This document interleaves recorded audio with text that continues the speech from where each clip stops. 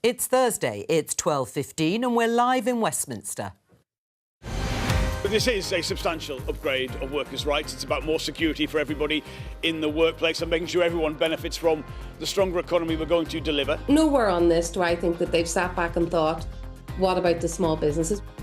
Who's right about the government's new employment rights bill? My message is one of change, to change our party, not with platitudes, but with policies that will address the big challenges facing our country. We start with principles first and then policy. We need to unite behind a real conservatism that means something to the country. Tory MPs have had their say. Now it's up to Conservative members. Which of these two will they choose as their new leader? The former chair of the influential 1922 committee will reveal who he's backing. Would taxing the have-yots persuade have-nots to change the way they vote? And as MPs prepare to vote on assisted dying, this warning. If we get this wrong the first time, the consequences are too terrible to contemplate. We'll hear the arguments for and against changing the law. Joining us today, Conservative peer and former chairman of the 1922 committee, Graham Brady. Labour chair of the Business Committee, Liam Byrne. Liberal Democrat MP Christine Jardine and Reform UK's immigration spokeswoman Anne Widdecombe. This is Politics Live.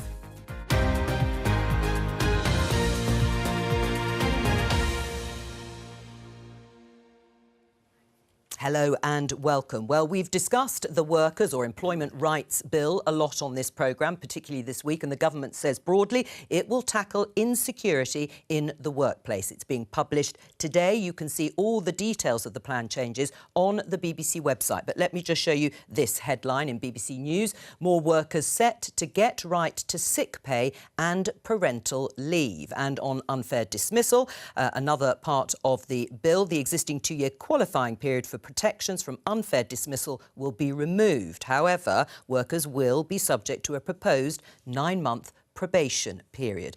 We heard two voices there in the headlines, the Federation of Small Businesses and the Business Secretary, Jonathan Reynolds.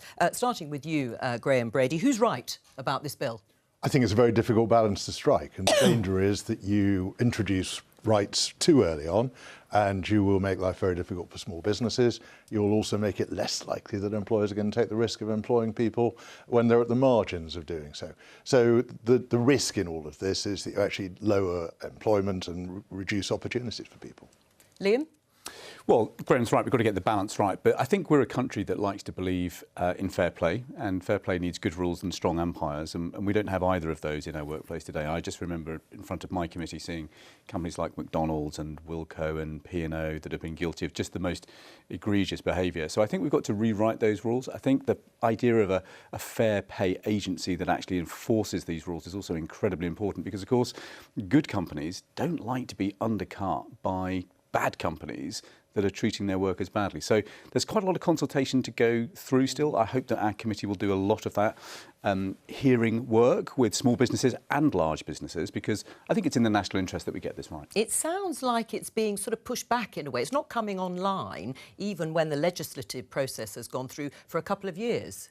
Well, the commitment was to get the bill published within the first 100 days. But I think what we'll see in the bill is quite a lot of the detailed work will be done in regulations. But look, that gives us the chance to strike a national consensus about making sure that ultimately we're a country of fair work. And let's remember what's at stake here. Workers haven't had a big increase in real wages for a long, long time. And actually, we need to give Britain a pay rise. Well, the leader of the Unite Union, Sharon Graham, has said the legislation has more holes than a Swiss cheese and has fallen short of its ambition to make work pay. Is she right? I don't think that's fair, no. And to an extent, you would hope and expect that trade union leaders would come forward and argue vociferously on behalf of their members. Small business will argue a different case. And what we've got to try and do in Parliament is get the balance right. All right. Who is right, Christine? Jonathan Reynolds, the Business Secretary, or the woman from the Federation of Small Businesses? Well, I think we have to, first of all, we have to see the detail of the legislation when it comes out. And, you know, anything which we would like to see improve maternal pay, maternal rights, paternal leave, strengthen the restrictions on 0 hours contracts and make them more workable. But I didn't get a sense today from listening to the Minister that we had that detail yet. We knew exactly what it was going to mean. He talked for a while about the 9-month probation. I was listening to him on the Today programme, the 9-month probation period. And at the end of it, I was no clearer than at the beginning. So I think we need to see the detail and we need to listen to what small businesses are saying and just make sure that they aren't going to face the sort of problems that they're talking about. Is it tilting more towards small businesses or away towards workers? Well, obviously, it's tilting away towards workers, though, I mean, I join in the general consensus that we need to see a lot more of the detail. But small businesses are incredibly important to the economy. Now, big business generally absorbs things, even if it makes life difficult, and I'm not dismissing them, but they can generally absorb it. Small businesses can't. I mean, it's very important for somebody who's running a tiny business with a few employees that he's got an absolutely reliable workforce and that he knows from one day to the next that they're going to be there. What about this headline, Anne, in The Guardian? Labour's workers' rights plans can win over Tory and Reform voters, says the TUC. You're laughing, but are you worried? I'm not remotely worried. I mean, I think it will do the exact opposite. Do you? Yeah. Why? Because most people understand, there's strains on small business. They understand that already they're pretty large.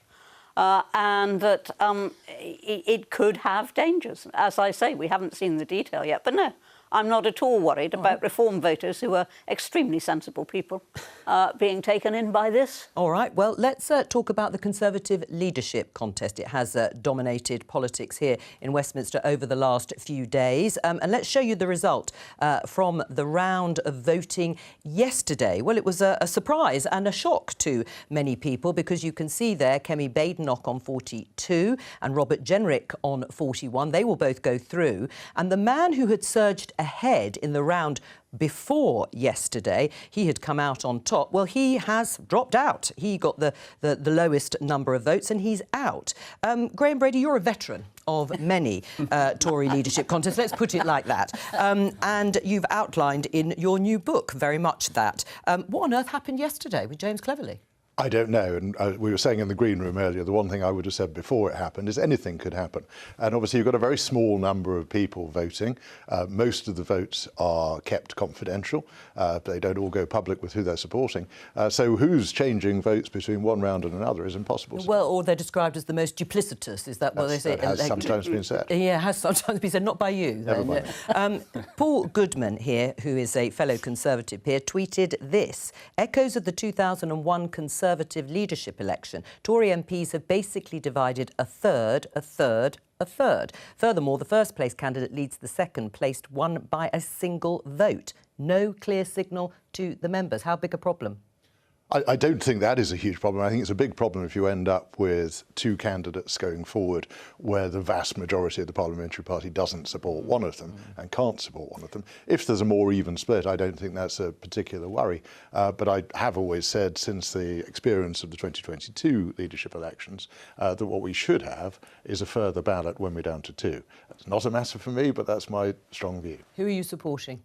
I think we've got two good candidates. I thought from a very small parliamentary party, we were fortunate to have a strong slate in the leadership election.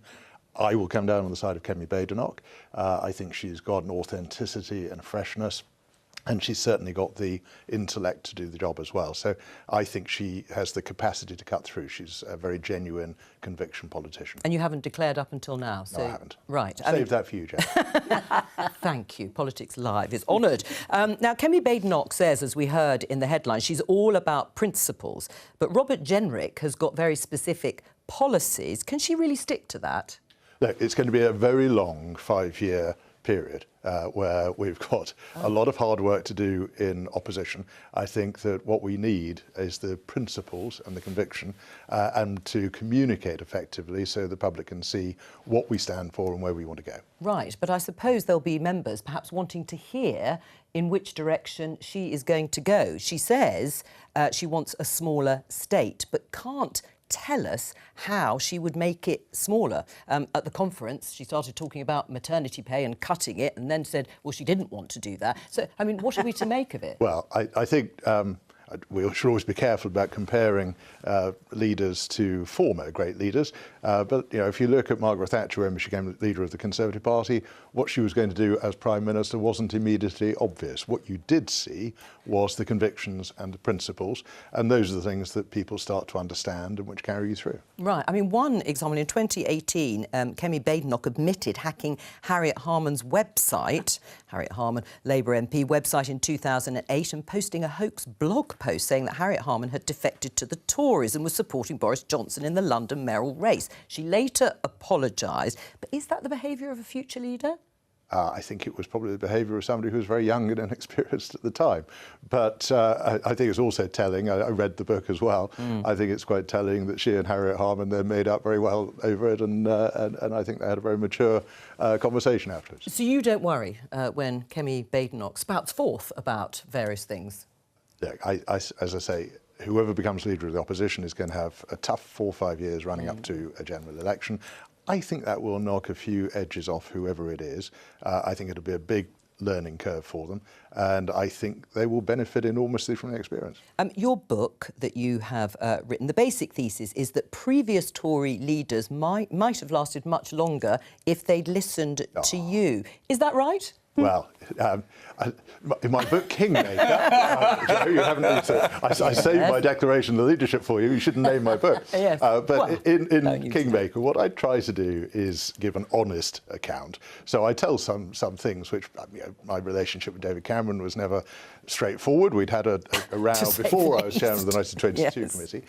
So I put enough in there that people will reach their own conclusions. And sometimes they might come to the end of it and say, well, I can understand why David Cameron found Graham Brady so irritating. Right. I suppose there is a serious question around there being too many kingmakers, to use the title of your book, and not enough loyal servants of the leader of the time. I don't think so. Again, what I try to do in the book, and one of the things that I thought was important to put in the public domain and put on the record, not the identity of colleagues who'd written me letters calling for confidence votes, but the timeline of how those letters came in, how they were withdrawn, the thinking that seemed to be going on behind it. And what it shows actually is a huge reluctance to do that. There was a great tendency to support and cling loyally to the leader.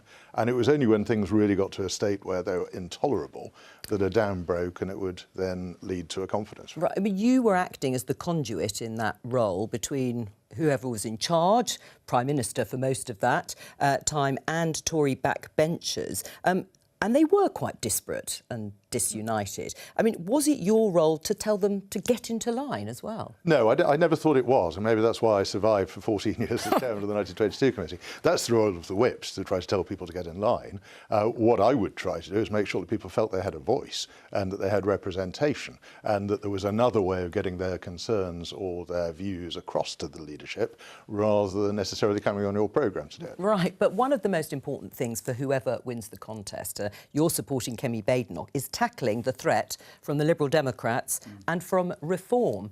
How will she do that with both parties? Well, I come back to the importance of strong principle and conviction and standing for the things you believe in. And that is something which we found previously in the past, under Margaret Thatcher's government in particular, that we could draw together quite a significant coalition across social classes, across income divides, a lot of people who shared our fundamental Conservative convictions. Right. I mean, Christine, what do you think about that? How would you respond in terms of if Kemi Badenoch becomes the next Conservative leader? I'm still amused at the idea of a Conservative leader lasting 5 years. It's been so long since we had one. But I think there are a lot of things which Kemi has said, both in Parliament and in public, which we would take issue with. And the comments about maternity pay, we would take issue with. We're in a very different place on the Equalities Act and human rights. And, but for me, it's a decision for the Conservative Party. They will choose the leader, whether it's Kemi or whether it's Robert. That's entirely up to the Conservative membership. But I do find it strange that at conference we had someone, James Cleverly, who seemed to win the support of conference and was talking to the people. And the Conservative Parliamentary Party has gone instead for two politicians. Did you like the look of James Cleverly more? Well, I don't really like the look of any of them, to be absolutely just to honest. be clear. But who do you fear most? Who do you fear most, Kemi Badenoch or Robert Jenrick? really fear either of them because they don't speak to the issues that I think the British public cares about. Who does Reform fear more? Neither of them. Really? I mean, it's ludicrous. And if Cleverly had been there, we wouldn't be fearing him either. No. I honestly don't care who loses the next election for the Conservatives. As far as I'm concerned, if I were voting, if I were a Conservative, Yes. if I were daft enough still to be a Conservative and I were voting, I would vote for Jenrick. Oh, well, since you've mentioned him directly there, he's giving a speech at the moment to Policy Exchange, I understand, and we're going to no doubt hear a lot from both candidates, Robert Jenrick, you can see there, and Kemi Badenoch. But let's have a listen to something that he's just said. We should set out in opposition the legal changes necessary to ensure that anyone who comes here illegally is detained and is swiftly deported. That will only be possible by leaving the jurisdiction of the European Court of Human Rights. Unless we leave, we will never be able to end illegal migration. And unless we leave, our party has no future. To regain the trust of the British public, we must truly do whatever it takes. Robert Jenrick, very clearly a leaver. He wants to leave the ECHR, the European Court, as he said. Kemi Badenoch is a Remainer. How big a problem might that be with members? Well, I think a reformer or leaver, and I think it's a reasonable proposition. I think if you look at what Lord Sumption, not a Conservative, said in The Spectator a year or so ago about the European Court of Human Rights and the way the Convention operates now and how it's changed so dramatically, how it's an activist court, it can be a very political court, it makes judgments which are very different from the things which were envisaged when the ECHR was created after the Second World War. So I think there are arguments that are quite broadly held across the political spectrum that it needs to change or go. Right. What's your reaction? Because we were hearing that Labour MPs are very happy that it's Kemi Badenoch and Robert Jenrick to the final two and James Cleverly out. Well, James Cleverly was definitely the biggest threat. But ultimately, the Conservative Party are not going to renew unless they have a bit of a reckoning with the record that they presided over. I mean, to end up in a situation where you had some of the worst growth in the G7, living standards down by about 1,200 quid, and you've doubled the national debt to 2.3 trillion. I mean, those are sort of facts, and unless the Conservatives reckon with what went wrong there, it's going to be very difficult to renew. Graham? Well, I don't know if you can say all those are facts, because we had periods of very strong growth and better growth than some of our former EU partners, who, and we look at Germany now looking at 2 years of recession being proposed, where we've been in a very benign period until now, but concerns under the new government that even the worry about what might be in the budget is actually causing investment to be withheld or to flee from the country. So, you know, I think you're going about it the wrong way if you want to get that growth moving. But we both know that flatlining of living standards was probably the most significant issue of the election. And I think unless you've kind of figured out how our economy... I don't know that it is, but whilst change. it's a very important issue, but needs to be tackled by getting productivity up, and productivity is only going to go up if we get investment going. And instead we've got investment fleeing the country because of concerns about the budget. Investment has flatlined since 2010 and productivity has collapsed. And now it's going down. In 2010. So I just think that until you know, the Conservative leadership talks about more than simply immigration and actually gets into why their economic record went wrong, actually it's going to be really difficult to renew. Anne, what were you saying? Well, I was just, Liam Byrne was saying, you know, until the Conservatives start talking about something other than immigration, I wish they'd start talking about immigration in terms of solid policies. And one of the reasons why I say that were I a Tory, I would vote for Robert Jenrick, is that he alone has actually proposed a set of policies to deal with the current problems.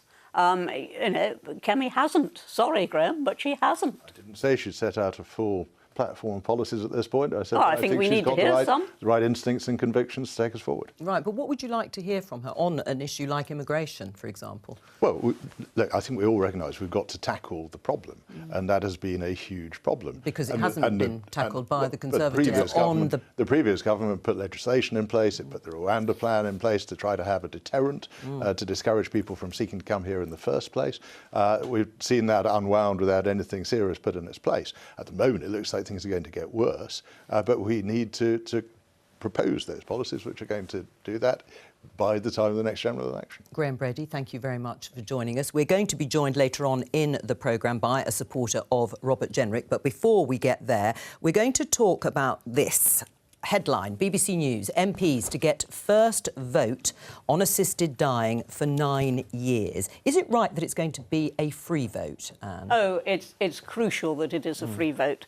And it really must be free. I mean, there's been a lot of coverage in the press recently about how Labour MPs are starting to feel a bit pressurised because Keir Starmer has come out very clearly in one direction. It's crucial that every individual MP makes his or her own mind up on this one. Those issues, I mean, issues like abortion, a homosexual law, divorce law, all those things have always, hunting even, always been matters of conscience and must stay so. And you're against assisted dying? I'm against assisted dying. Why? But I want a free vote. The reason I'm against assisted dying is that I do not believe it remotely possible to put adequate safeguards into place. And I say that for two reasons. One is looking at what has happened elsewhere, where they've had assisted dying. I mean, in Holland, you can now make that decision at 14. And also looking at how this country has dealt with legislation. If you look at never mind whether you're for or against, that's not the point. But if you look at the 1967 Abortion Act, there was no change in law until 1990. But there was an enormous change in practice. So we went from abortion being rare to virtually having abortion on demand. It was the proverbial slippery slope. I don't believe... well, hang on, just half a second. No, go on. No, it's okay. I don't believe that it is possible to design safeguards. For example, one of the trail proposals, we haven't got the detailed one yet, is that 2 doctors will have to approve. Exactly the same provision in the 1967 Abortion Act, and in the end they were pre-signing forms. Thin end of the wedge. I think we all are aware that people have concerns about that, but that will be the business of Parliament when it debates it, to ensure that we find the safeguards.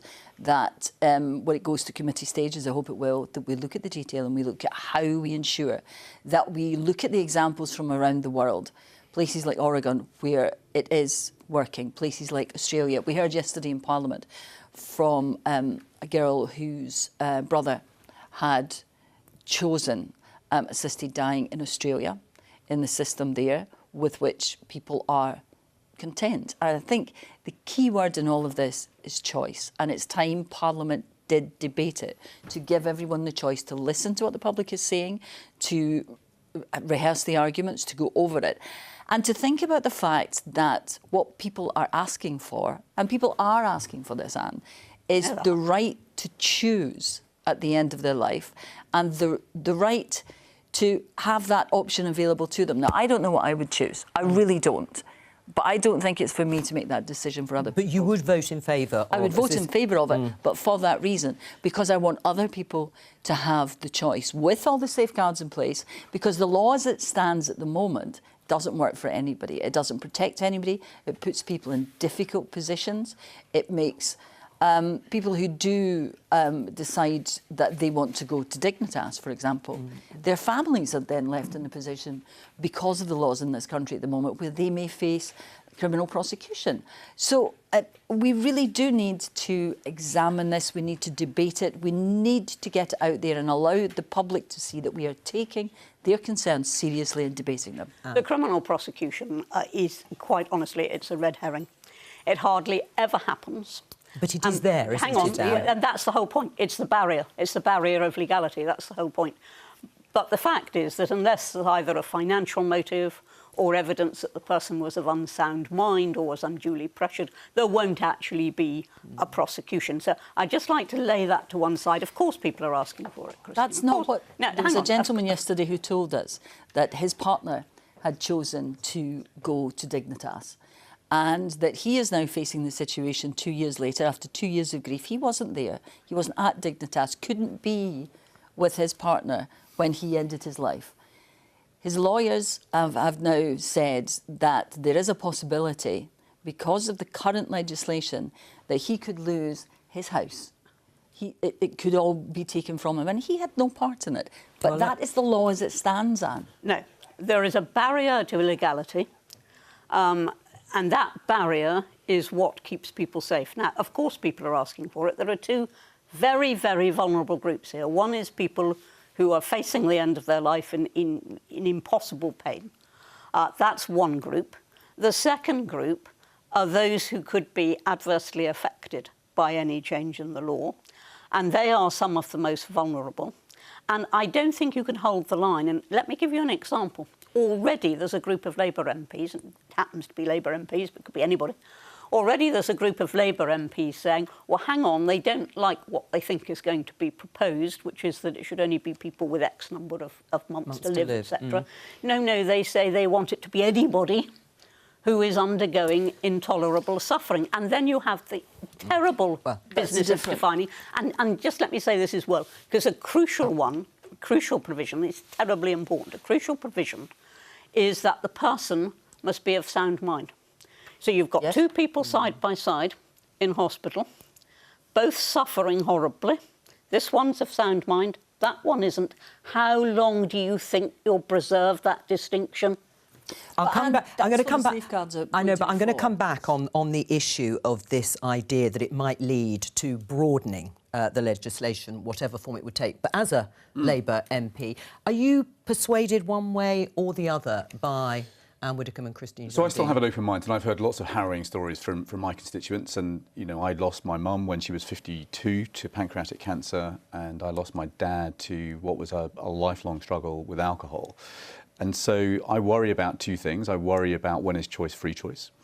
And second, I worry about whether you can draft safeguards that are truly safeguards. So I'm going to listen to the debate. I would say I'm sceptical right now, and I've got some clear tests that the legislation is going to need to pass if I'm to support it. Right. I mean, Christine, to come back to this, well, actually, I'm going to ask Anne again. If there were safeguards, I know you don't think there can be, but you gave a hint there of saying that if it could be strictly defined and you had faith in that you wouldn't be against... I don't believe it can be. It's as simple as that.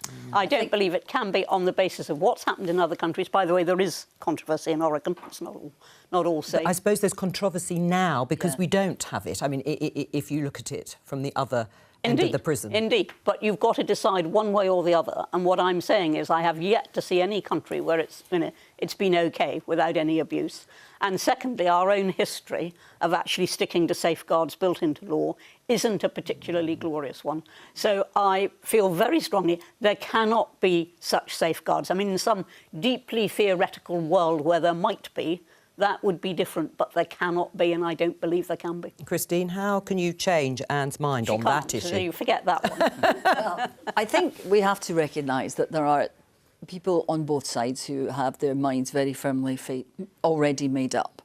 And I appreciate what Anne says about being concerned about the safeguards. Where we differ is that I believe it's Parliament's job to listen to what people are saying and look at how we can do it and look for those safeguards and ways of doing it. Because the law as it stands at the moment, I don't think is serving the people of this country well. And I think that if it starts to go wrong, you'll never reverse it, Christine. I think that is where we differ. I think it's our job to debate it, to have the discussion and to look for those safeguards because so many people are suffering and are asking for it to be changed. Now, my colleague, Liam MacArthur, in the Scottish Parliament, they put out a consultation. He's bringing forward a private member's bill there. It's the third time it's been debated there. And it's the largest response to a consultation they have ever had in Scotland. And also, it was the biggest proportion of people in favour of what was being proposed. It was around 70%. Now, when you have those numbers of people in the public saying, can you please debate this and can you please come up with progress, then you have to listen and you have to debate it. I mean, do we have to respond as a country to what is, as Christine Jardine said, a growing number of people who are calling for some sort of legislation, whatever form that would be? I've got no problem with debating it. But what I do think is crucial is that a lot of people who instinctively feel, I mean, I do, I watched a beloved brother die horribly of cancer. And, we've all had those experiences. But in the end, it is that balancing act. And because people feel very strongly, that they want immediate relief, we've got to consider the longer term. So, yes, it's right to have the debate. But I hope that in the course of that debate, the impossibility of the safeguards will be fully exposed. Let me introduce John Hayes. I said we would have a supporter of Robert Jenrick in the Conservative leadership. Just briefly, where are you on voting in terms of a free vote on assisted dying? I'm with Anne. Okay. I think the safeguards are almost impossible to contrive. Of course, this is a difficult argument. Of course it is. Anyone who's had a loved one that's died painfully will want an end to that pain. It's understandable. But I just fear for the vulnerable. I fear for the vulnerable. And I know a lot of disabled people feel that way. And can I just make one point that hasn't been made? It's about mental health. You know, people go through all kinds of traumas, and there are reach points in their lives, perhaps because of physical disability. You made that point, did you, Liam? Well, only the point about addiction, which was something my poor father people go through points in their life they think, I want it to end. And they go through that, and they thank goodness it didn't. All right, But I'm we're going... talking about people just who fun. can't come through it, John. We're talking about people who know that they are going to die. And they know that it's going to be a painful death and a difficult death. And we're not giving them the choice to say, I would like it to end before then. And there's something I didn't know until yesterday, is that in the countries where they have a choice at the end of life, once people have that choice, they don't necessarily do it. But they have the comfort of knowing that if it gets too much, they can say, actually, I've come to the point where I can't take any more. Right. And it is their choice. The bill is expected to be formally introduced on the 29th of November, with a debate and initial vote likely to take place later this year. Let's return to the Tory leadership contest. Before you joined us, John, Graham Brady was answering questions about whether Kemi Badenoch and what she would do to respond to the threats, the twin threats of the Liberal Democrats and Reform. Why is Robert Jenrick better placed to deal with those threats? I guess I'd make a case for Robert rather than against Kemi. All candidates had their strengths, all of them. Sure. OK, talk about Robert. But Robert, I think, is uniquely placed to do so for several reasons. Firstly, because of he's a proven winner. He fought his seat against the odds. I mean, Labour would have expected to have a fair crack at Newark, and Robert came through that and won, and he'd been elected in the by-election in that seat in the first place when Labour expected to win. So this is a man who works hard and wins. Secondly, the breadth of experience he had in government. He held several government positions, Treasury, NHS. People forget about that, as well as housing and ultimately immigration. And thirdly, I think, beyond those issues of capability and experience, he's shown principle. You know, to resign from a government job on an issue of principle, as he did when he felt the government wasn't clamping down on immigration, requires courage. He did that, he showed his principles, he stood on them. Or he just didn't see it through. He just quit, perhaps with bigger ideas in his head about a future leadership. Well, you all remember the history of that. We tried over a considerable period of time to amend that legislation to improve and enhance it. He went to the Prime Minister and said, we think we should accept these amendments. We should strengthen it. The Prime Minister said no. He said, enough's enough, I'm going. Is your candidate, though, Robert Jenrick, just a one-trick pony? He talks really solely about immigration. And that is what everybody's worried about. Well, everyone being worried about it. Everyone is worried about the economy, broadly speaking. Yes. And he is solely focused on immigration. Is that all he can do? Well, I can reveal at this very moment that as we are sitting here having this lively discussion with charming panellists, he's making a speech where he will focus on the economy, amongst other things. I couldn't be at it because I'm with you. Yes, well, we're delighted you came away. So he is talking about the economy. He talked about housing, of course, at length in his party conference speech. But Anne's right. The reason that immigration matters so much and the borders matter so much is because they're totemic of so much more. If a government can't control its borders, what can it control? But we just played a bit of the speech, and that is what he was talking about, again, immigration and the European Court. We just haven't heard anything else from him, really. Well, we voted to take back control, didn't we? And people thought that was Conservative governments, right? They didn't know, many of them, that the European Court wasn't part of that, and understandably. All right, but what about... Take back control with Robert Jenrick. Yeah, but hang on, what about people who voted for the Liberal Democrats, for Christine Jardine's party? Yeah. They weren't necessarily voting for those things. How is Robert Jenrick going to appeal to them? Christine will know that many voters who voted Liberal Democrat this time round were Brexiteers.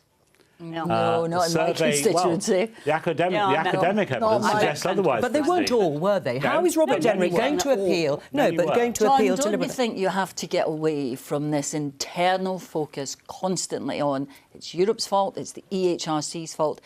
People out there are saying, we want to know how we're going to heat our homes this winter. We want to know how we're going to staff our companies because we can't get people to work for us. We want to know when you're going to bring down, well, it's not your problem now, it's the Labour Party's problem, when's inflation going to be completely under control. Those are the things that people care about. Those are the things that people cared about before the election. And it's why they didn't vote Conservative, because they see a party that's tearing itself apart about a European argument that the rest of the country has moved on. I don't want to... Reform got more votes than you did, you know. Yeah, I thought I was going to step in for Anne to defend the Conservative Party there, but yes, you do that. Friends, of course. But the truth of the matter is, politics is not about a series of segments. It's about holistic offer, and all of these things relate to one another. But you have to really talk recognise about that. housing without talking about migration.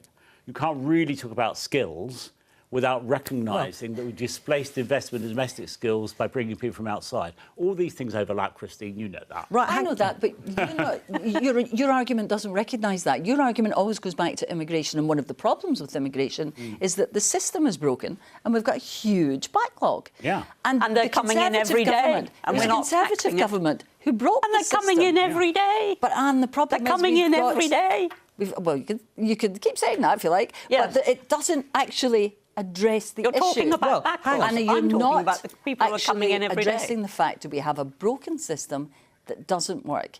So and it doesn't do to defer onto well, the hang on, let me ask then again about Robert Jenrick himself. Is he the real deal as far as you're concerned, and the sort of concerns that you have, John? You know, he previously voted Remain in the Brexit referendum, and he was an ally of Rishi Sunak. Now we're told he's a fervent right-winger who wants to take Britain, as we've said, out of the ECHR.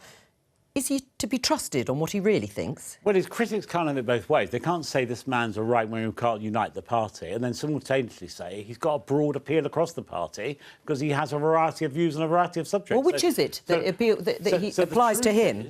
It's true that Robert Jenrick is a consummate politician. He's professional, he's competent, and so on. He's not a one-trick pony. He's not a one-trick pony, but he actually believes in something strong enough to give up his job on a matter of principle. Few MPs do that, few ministers do it, and he did.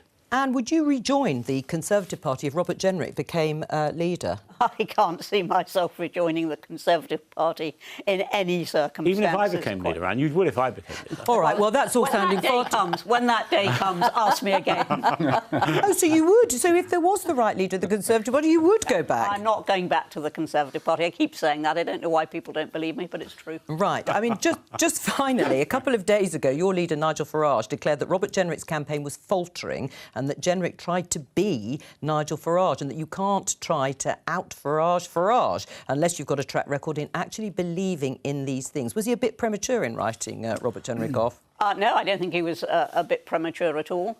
And I think what he said was right, which is that, you know, Reform have taken a position. We have took that position long before any of these candidates took such a position.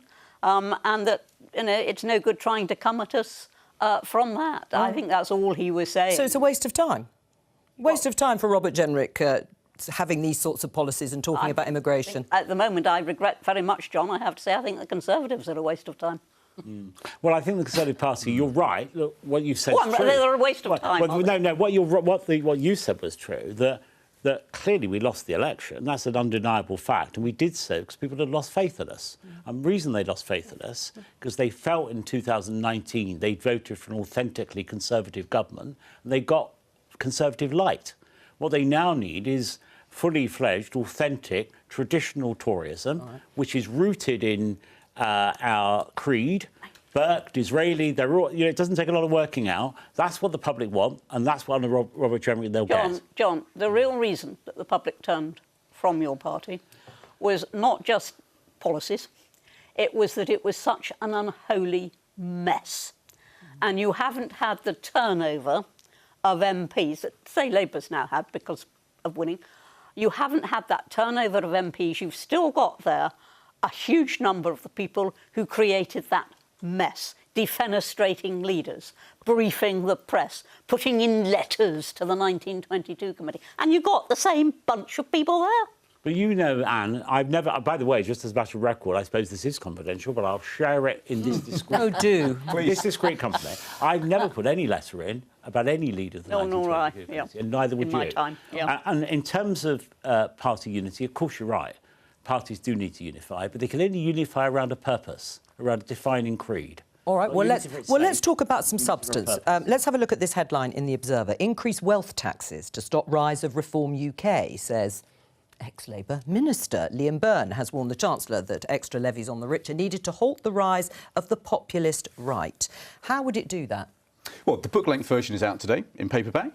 And what I've been looking at is one of the big questions that we actually agree on in British politics. So there's very few things that me and Boris Johnson agree about, but one of them is that we need to level up our country, not just level up places, but level up people's fortunes, which have been flatlining for a long time. The reality is the last 14 years have been really tough for a lot of people, but not for the very luckiest in society. So the top 1% have multiplied their fortunes by about 41 times more than everybody else. And they're lucky. Well, they are lucky because they've had £850 billion of quantitative easing, holding down interest rates and triggered soaring asset prices. Now, at a time when we have got about a quarter of people with net savings of under £100, millions of adult children still living with their parents because they can't afford a home, on average, women retire with just £10,000 in their pension pot. I think we actually need to restore an old idea called the wealth-owning democracy. And the book goes into why we're in the pickle we're in at the moment, how we fix it, and crucially how we pay for it. And the way that we pay for it is actually levying some taxes on those that have done quite nicely, thank you. Like Rishi Sunak, who pays the grand total of 23% tax. How would that stop the rise, if you call it that, of the populist right or of Reform UK? So for the book, what it did is update the analysis of the general election results, and it showed something quite interesting. So it showed those regions where wealth did not keep pace with the national average, and those constituencies where wealth didn't keep pace were much more likely to vote for reform. And then when you look at the views of reform voters, I found that 3/4 of reform voters don't think that ordinary working people get their fair share of the nation's wealth. And so what I'd like to do is think, right, here's a set of solutions for actually how we rebalance and help ordinary working people build assets, like buy a home, like build a pension, like build savings, in a way that they don't feel they can right now. And do you agree with that? The top 1%, I mean, this is a very well-known statistic, the top 1% of the wealthy pay 27% of the tax. I also worry about what you'll do to the country if you drive people out. But well, no, let me finish. You've had your say. And I'll ask you the test question in a second. You've had your say. Yeah, you can ask me the test question. Can you ask it in a minute? Yeah. If you actually drive people out, if you disincentivize investment and all the rest of it. So I don't think that, more tax for the higher earners is going to be the long-term answer. But ask me your test question. The test question is, do you think it's fair that Rishi Sunak, who publishes his tax return, which is a good thing, he declares an income of £2 million a year, he pays 23% tax. Can that be right when 1 in 5 people in our country are paying over 40% tax? I think your tax code has got to reflect your moral code, and I think those with the broader shoulders should be asked to pay. Yeah, I don't know why he's paying 23%. Well, I mean, I pay 40%. So why is he paying 23%? Because he gets his income through capital gains, and capital gains tax is at 20%. Well, Nigel Lawson, of course, had equalised capital gains tax and income tax. And you'd like to see the government do that. But that's the interesting. I just very quickly show you this headline because we're almost out of time. Amount UK's richest pay in income tax revealed. You cited the statistic, Anne, but it is a difference between income and earned wealth and what we broadly call unearned wealth. Should there be wealth taxes? Hang on, if you're selling an asset, you've had to buy that asset in the first place, and you've bought it from whatever you earn. So you don't want to see wealth taxes, would you, Christine? What I'd like to see is some taxes reformed, like capital gains tax, which is the root of what we're talking at the moment. I'd like to see that reformed. So, and I'd like to, I think there are taxes in this country which need to be reformed, but are wealth taxes a problem? They're very, very difficult to define, very difficult to do. Right, 30 seconds. Should there be wealth taxes? I've read the book. Will it drive people... Are you I've read got it? the hardback copy. All right, you get a gold star. But I'll give you the paperback. One of the key points you make in this right is property. And we need to allow more people a stake in property. It's really 100%. Important. All right. That's one of the things that Robert Jenrick, by the way, is advocating. Oh, well, you've got your plug-in at the end, but that's all we have time for. Thank you to all of my guests for joining me today. I'll be back on Monday with more. Bye.